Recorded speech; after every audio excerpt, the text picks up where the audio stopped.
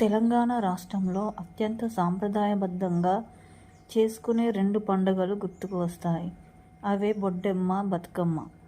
సాధారణంగా సంతానం కలగాలని, వివాహం కుదరాలని బొడ్డెమ్మను పూజిస్తుంటారు. బొడ్డెమ్మను 4 రకాలుగా ప్రాంతాల వారీగా తయారు చేస్తారు. పీట బొడ్డెమ్మ, గుంట బొడ్డెమ్మ, పందిరి బొడ్డెమ్మ, బాయ బొడ్డెమ్మ.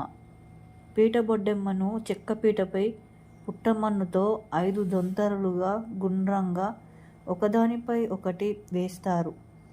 కలశంలో బియ్యం పోసి పసుపు ముద్ద గౌరమ్మను అందులో పెట్టి పసుపు కుంకుమ అలంకరిస్తారు.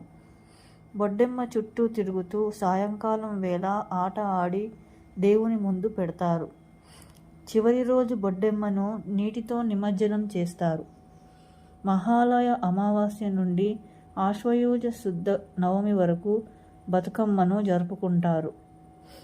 భక్తి శ్రద్ధలతో గౌరమ్మను పూజిస్తారు. ఈ పండగ వలన పిల్లలు, పెద్దలు కలిసి స్నేహపూరిత వాతావరణం అలవడుతుంది.